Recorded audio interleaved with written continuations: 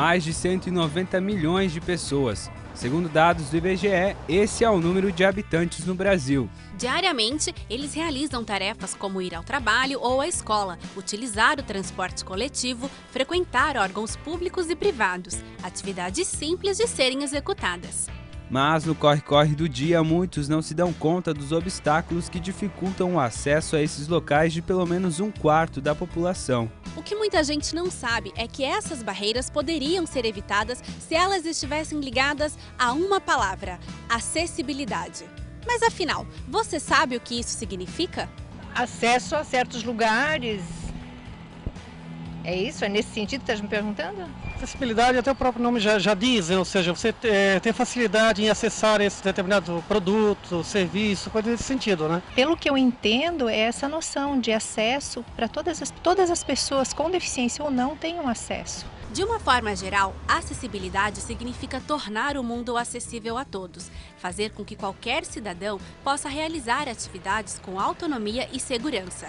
Idosos, grávidas, obesos, crianças, todas as pessoas com algum tipo de limitação precisam de estruturas adequadas para exercer o direito de ir e vir. Quando a gente fala em acessibilidade em espaços acessíveis, não é só para quem tem deficiência permanente, mas também para quem tem essas deficiências e mobilidade reduzida. Uma gestante que ela precisa de um corrimão para se circular melhor, um cara que quebrou a perna e precisa se locomover com uma muleta. No Brasil, existem aproximadamente 46 milhões de pessoas com algum tipo de deficiência física, intelectual ou sensorial, o que corresponde a 24% da população. Em Santa Catarina, este número ultrapassa os 22% e aqui na cidade de Blumenau fica em torno de 19%, ou seja, mais de 61 mil pessoas. De todas elas, as que mais sofrem com a falta de acessibilidade são as com deficiência física ou visual. Blumenau possui mais de 7.500 deficientes visuais. No entanto, apenas 210 estão cadastrados na Associação de Cegos do Vale do Itajaí, a ACEVALE. Já a Associação Blumenauense de Deficientes Físicos, a ABLUDEF, tem cadastrado apenas 35% das mais de 5.800 pessoas com alguma dificuldade de locomoção. Para garantir os direitos desses cidadãos, foram criadas leis que estabelecem normas gerais e critérios básicos para a promoção da acessibilidade no país. A 10.048 traz algumas disposições no acesso a transporte coletivo, com assentos especiais. Nós temos o tratamento diferenciado em repartições públicas, o atendimento preferencial, em bancos. Já a 10.098 ela já vai mais fundo na composição do layout urbano em relação a prédios públicos e prédios privados. E que na sua regulamentação estabelece os critérios técnicos para permitir a plena integração de todo portador de necessidade especial em razão da acessibilidade como um direito e garantia fundamental. Blumenau desenvolveu leis municipais para promover a acessibilidade e a inclusão das pessoas com deficiência. Uma das principais é a Lei Complementar 141. Ela estabelece a eliminação de barreiras arquitetônicas. Outra é a Lei Municipal 5.139, que isenta os portadores de necessidades especiais de tarifa nos transportes coletivos. Apesar dos avanços, o município ainda não chegou ao nível ideal. Hoje em Blumenau a gente vê que os projetos eles têm sido feitos todos dentro das normas e dentro do que é exigido pela acessibilidade. Eu acredito que o grande desafio nesse momento é fiscalizar a execução desses projetos, porque às vezes uma pequena desatenção, um pequeno detalhe na execução, às vezes um degrau um pouco mais alto do que deveria, ou qualquer detalhe desse tipo, ele impossibilita a acessibilidade das pessoas que necessitam usar esses espaços, né? De acordo com a Secretaria de Planejamento Urbano, não há como cobrar das construções antigas as normas de acessibilidade, pois elas foram feitas antes da lei entrar em vigor. Apenas locais em reforma e novas edificações públicas ou comerciais são fiscalizadas. Já as calçadas são de responsabilidade dos moradores e dos comerciantes. Acompanhamos 2 portadores de deficiência visual e um de deficiência física para saber na prática como está a realidade da cidade. Juan tem 22 anos. Devido a uma complicação no parto, ele perdeu o movimento nas duas pernas e precisa de uma cadeira de rodas para se locomover. O jovem cursa direito em uma universidade da cidade e o caminho até o local não é um dos mais fáceis. Para fazer o trajeto, Juan conta com a ajuda da mãe e da Mara. O primeiro obstáculo está na saída do prédio onde mora, onde não possui adaptação para cadeirante. Ele precisa sair pela garagem. Na maior parte do caminho, as calçadas estão em bom estado de conservação, mas, em alguns pontos, o estudante precisa do auxílio da mãe. Aqui, então, tem uma rampinha um pouquinho alta. Que ele precisa de ajuda, né? De ajuda, isso mesmo. E no cruzamento, mais uma barreira. A rampa, ela não está ainda adequada como deveria, então ela oferece alguma dificuldade para quem depende de uma cadeira de rodas, né? A rampa não foi feita ergonomicamente correta, o que impede a nossa passagem para essa calçada para continuar seguindo o caminho até a universidade. A passarela que dá acesso à universidade possui 185 metros. Apesar da longa extensão, Juan considera um trecho acessível. Eu consigo subir sozinho, né, com um pouco mais de cansaço do que se alguém estivesse me ajudando, a gente fica um pouco mais extenuado. Só que é possível sim realizar, né, esse trajeto.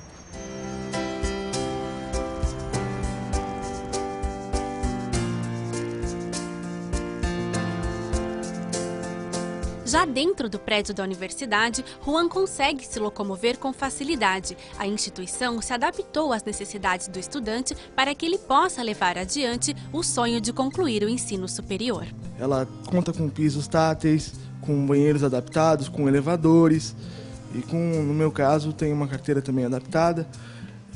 Então, creio eu que, nesse sentido, ela realmente nos auxilia, fazendo valer a questão da acessibilidade.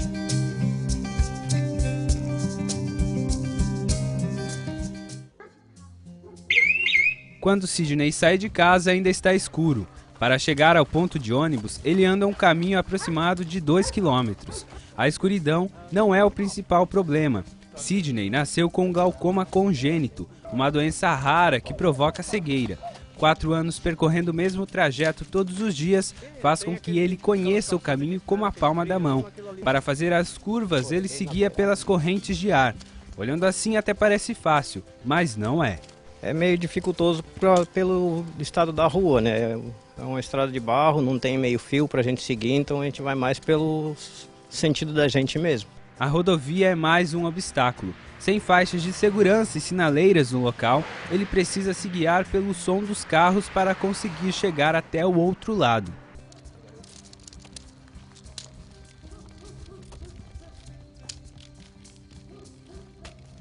O mato em volta do ponto também atrapalha. Pouco mais de 10 minutos o primeiro ônibus aparece e com muita habilidade ele consegue entrar sem a ajuda de ninguém.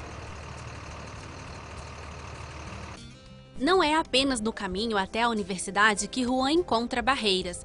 Em um simples passeio, é possível constatar mais dificuldades na parte urbana da cidade.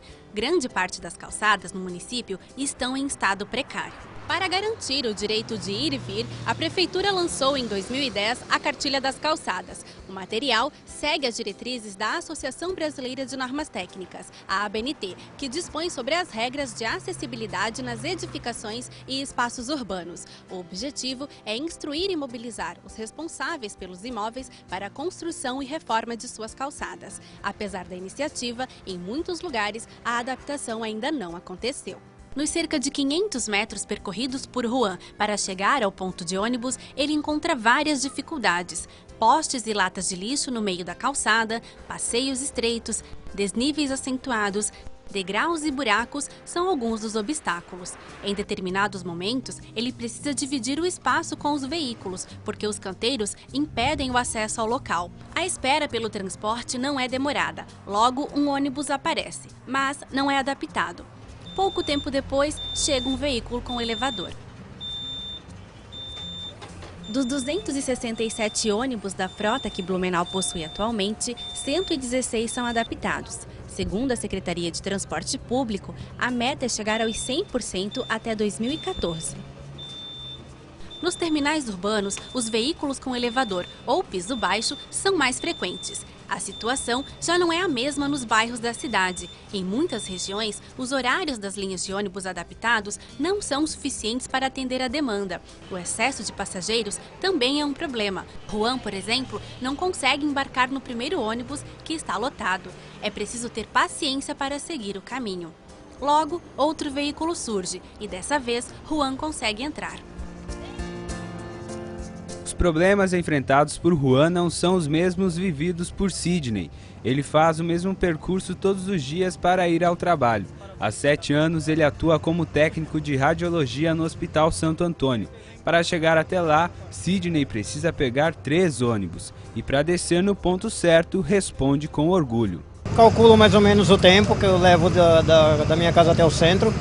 E geralmente eu já conheço o caminho, né? Então eu nem preciso do auxílio do motorista para me avisar.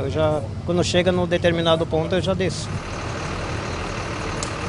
A primeira parada é na rua 7 de setembro. As novas estações de pré-embarque não possuem sonoras que indiquem a linha. E ele precisa aguardar o segundo ônibus fora da cabine.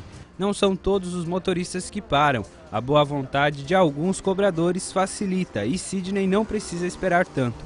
O caminho até o terminal é rápido, menos de 5 minutos, e ele já se prepara para descer de um e subir em outro ônibus. Acostumado, ele seguia pelo meio-fio para chegar ao próximo ponto de embarque.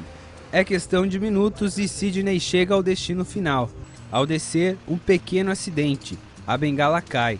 Sozinho, ele consegue juntá-la antes do veículo partir. O caminho até o hospital ele sabe de cor. Um pouco atrasado, acelera ainda mais os passos e some dentro dos prédios.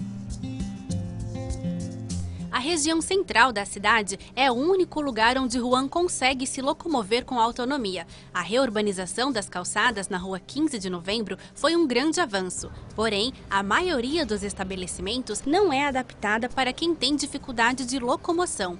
A Avenida Beira-Rio também passou por mudanças. Nesse ponto da cidade, o estudante consegue mostrar a habilidade que tem com a cadeira de rodas. Mas Juan reconhece que para chegar até aqui, o auxílio da mãe foi indispensável. Agora, Juan, se fosse para te fazer esse trajeto de casa até aqui sozinho, conseguiria? Com certeza não. Pelo menos ali a primeira parte, com certeza a gente ainda depende da ajuda de pessoas, né?